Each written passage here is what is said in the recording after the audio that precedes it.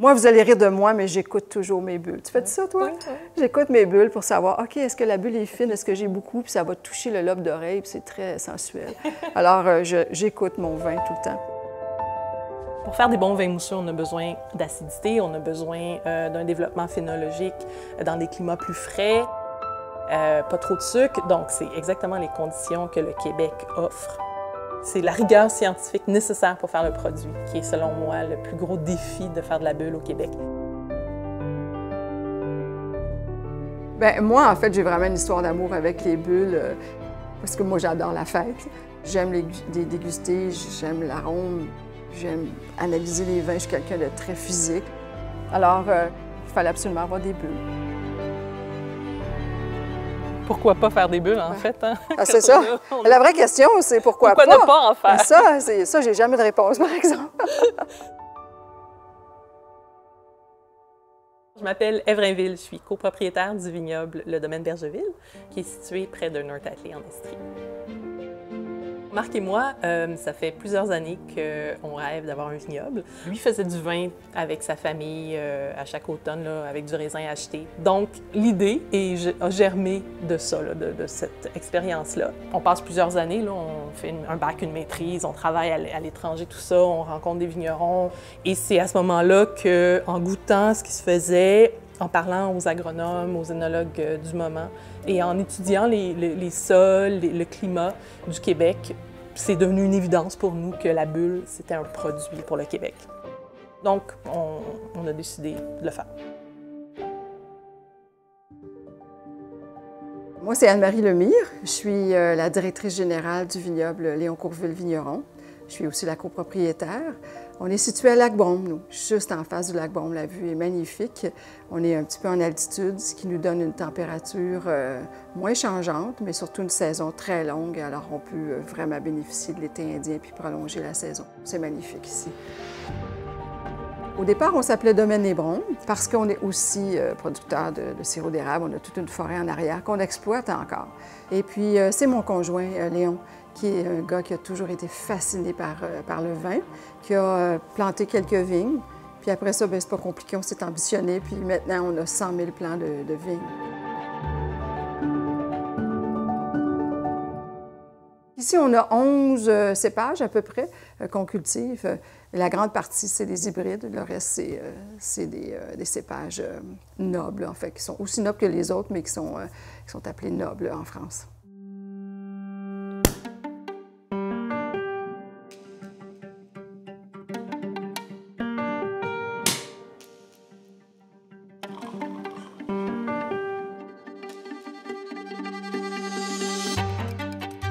Donc, les différentes étapes de la méthode traditionnelle, quand on fait un vin mousseux, il y en a quand même pas mal. Mais grosso modo, ça commence comme si on faisait un vin tranquille. Donc, on va récolter notre raisin.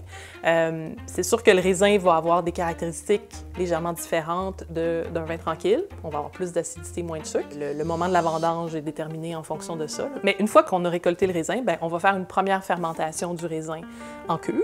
Donc, pendant cette première fermentation en cuve, le gaz carbonique s'échappe de la cuve et le vin, au final, est un vin non effervescent. Alors qu'avec une méthode traditionnelle, c'est le début là, du vin mousseux là, après cette première fermentation. La prise de mousse, le principe est très simple dans le fond, c'est qu'on utilise le principe de la fermentation. Fermentation, c'est des levures qui viennent manger des molécules de sucre, des molécules de glucose, puis pour chaque molécule de glucose qu'ils vont manger, ils vont relarguer une molécule d'alcool, mais 2 molécules de gaz carbonique. Ce gaz carbonique-là, on va s'en servir pour faire l'effervescence de nos vins. Donc, une fois qu'on a un vin de base, lui, il n'est pas pétillant, donc le gaz carbonique, on l'a laissé s'échapper. Là, qu'est-ce qu'on veut faire? C'est refermenter, mais cette fois-là, on va faire cette refermentation-là en bouteille, de façon à ce que le gaz ne s'échappe pas. Il va se dissoudre dans le vin, puis c'est ça qui va amener la mousse. Donc, c'est pour ça qu'on appelle ça la prise de mousse. Donc, pour faire ça, on doit entraîner un levain, c'est-à-dire entraîner des levures à travailler dans un milieu qui est alcoolisé. Puis ça, c'est un processus qui va prendre 5 à 7 jours à faire. Donc, on prépare ça. Ensuite de ça, ben là, on peut rajouter ça avec la bonne quantité de sucre. Et puis, on met en bouteille. Donc, normalement, moi, je fais ça la nuit, je viens ici, je suis dans ma bulle, je fais mon petit truc, puis je rajoute mon sucre, mes levures. À 8 heures, l'équipe arrive, on met en bouteille, on ferme la bouteille et c'est comme ça qu'on a l'effervescence de nos vins. Une fois qu'on a mis le vin et le levain dans la bouteille, on va laisser les bouteilles vieillir sur latte ou sur lit, au moins 12 mois, si pas que 24 ou 36. Et là, on va laisser le vin en contact avec ce dépôt, avec cette lie-là. Alors nous, notre vin mousseux pour lequel on est très reconnu, il s'appelle le Muse. Dans le cas du Muse, on va le laisser à l'horizontale à peu près 2 ans et demi. Ça nous permet d'avoir une bulle très, très fine, puis d'avoir vraiment des arômes qui s'harmonisent bien dans le vin. Alors, une fois que cette période-là est terminée, c'est là qu'on va les mettre sur les pupitres. Alors, on est ici dans la salle des pupitres. Doucement, on va prendre les bouteilles, puis on va les rentrer dans les pupitres où il y a des trous.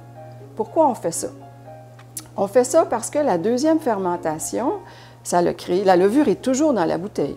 Et ça crée vraiment une espèce de résidu dont on veut se débarrasser pour faire un vin limpide. Alors, on la voit ici très bien, la levure dans la bouteille. Elle va descendre jusque dans le goulot, très, très près du petit bidule, qui nous permet de fermer la bouteille plus hermétiquement. Alors, 2 fois par jour, on va suivre comme guide le trait de craie ici et on va tourner 1/8 de tour le matin, 1/8 de tour le soir. Comme ça, selon un horaire prédéterminé qui est affiché sur le mur ici, on va toujours cocher qu'on a vraiment bien fait le tournage de la bonne façon. Et on va faire ça pendant 2 semaines, jusqu'à ce que toute la lie soit descendue dans le goulot. C'est une très vieille technique d'ailleurs, qui est encore un peu utilisée en Champagne, mais c'est une technique qui a été développée par la veuve Clicquot. Son maître de cave lui a dit, bien, écoute, on pourrait prendre une table, faire des trous, puis voir à faire tomber la lie. Alors, c'est comme ça que les pupitres ont été développés. Alors, nous, on aime ce processus-là, qui est un processus artisanal, parce qu'il y a un petit côté zen à ça. On a l'impression de vraiment encore plus participer avec nos mains à la création de ce produit-là. D'ailleurs, chez les membres de l'équipe ici, là, on chicane pour savoir qui va faire le tournage le matin, là, qui va aller vraiment faire ça. Il y a encore des remueurs, il y a encore des gens qui sont spécialisés là-dedans. Et un bon remueur, croyez-le ou non, là, peut tourner 80 000 bouteilles par jour. Alors, hein, tout est dans le jeu du poignet. Hein?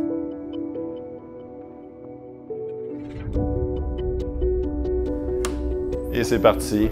On change tranquillement l'angle, donc elle s'incline un tout petit peu. Et voilà.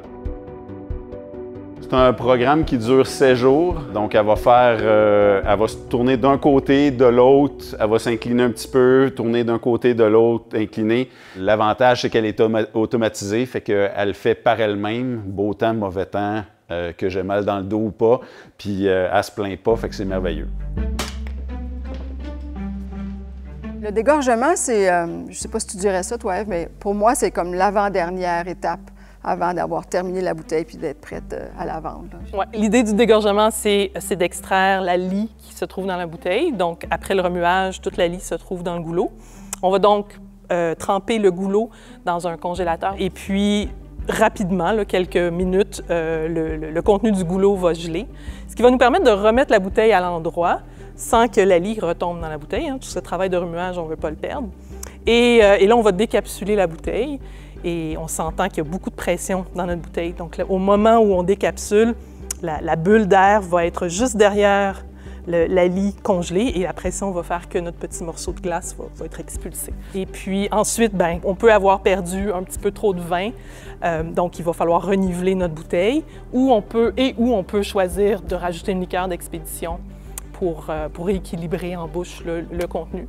La liqueur d'expédition, finalement, c'est un mélange de vin et de sucre, dépendamment de l'équilibre qu'on veut aller chercher. Hein? Et de la recette du vigneron, ouais, parce qu'il y a des ça. endroits en Europe où ils prennent du cognac, oui. Il y en a qui prennent du vin de glace. Nous, on prend un autre vin. Et puis donc, une fois qu'on a rajouté la liqueur, ben là, c'est le moment de mettre le bouchon en liège et le muselet. Et la bouteille est fermée. Puis ensuite, ben, il restera à l'habiller. On l'habille.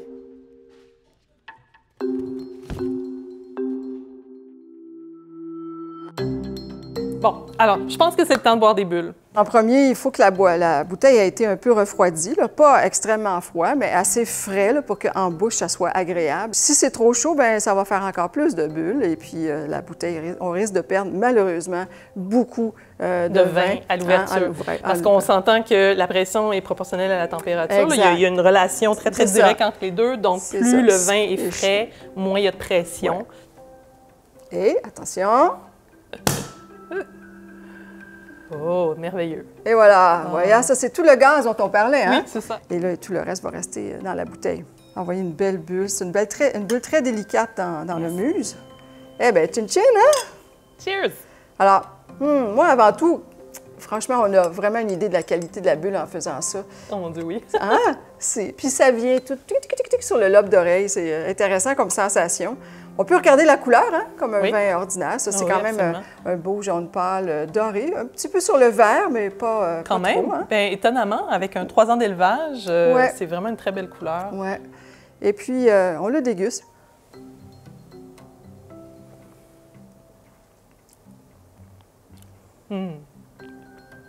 Ça te plaît? Oui, oui, oui. Hein? Définitivement. Est-ce qu'on essaie le tien maintenant? Oui. Lequel? Bon, nous, on se spécialise dans la bulle. On a plusieurs produits. J'ai apporté mon blanc mousseux qu'on retrouve en SAQ, mais j'ai un rouge mousseux qu'on appelle l'exception. Puis là, je pense que vous avez fait des, on fait des essais de rouge aussi. Et vous sortez peut-être une bulle rouge. Fait que pourquoi est-ce qu'on ne testerait pas l'exception? Tiens, on va pas trop le bouger, là. Voilà. Oui, quand on disait qu'il faut être... faut faire attention avec les vins mousseux. Les rouges sont particulièrement... difficile à ouvrir, il y a un petit peu plus de tanin et effectivement, il faut faire attention. Puis là, je retiens le bouchon. C'est bon. Ah ben finalement, bon, ça déborde un peu. Mais, vous voyez? Ah, c'est beau, par exemple. Wow! Ça fait un peu arbre de Noël, hein? Mais c'est appétissant, un rouge mousseux. Alors, ce beau mousseux-là, rouge, c'est fait avec quel cépage, ça? Donc, on fait le vin mousseux rouge chez nous, comme on ferait nos vins mousseux blancs ou nos vins mousseux rosés. C'est la nature du raisin. Ici, on a du Frontenac noir qui est très teinturier, qui donne la couleur. Oui, c'est bon. Finalement, c'est beaucoup de travail, hein, faire des bulles. On a calculé chez nous que chaque bouteille était manipulée 18 fois par une personne, par un humain, au moment, en fait, pendant tout le processus d'élaboration. Au moins. Tu t'imagines quand on remue à la main? Ben voilà, le remuage, mettre le bidule, mettre la capsule, dégorger. Bon, il y en a des étapes. Ben écoute, donc, moi, je salue toutes les femmes qui réussissent à faire des produits aussi bons. Pourquoi aller boire des vins étrangers quand on a des choses si magnifiques chez nous? Hein? C'est vraiment des expériences intéressantes. Santé, hein?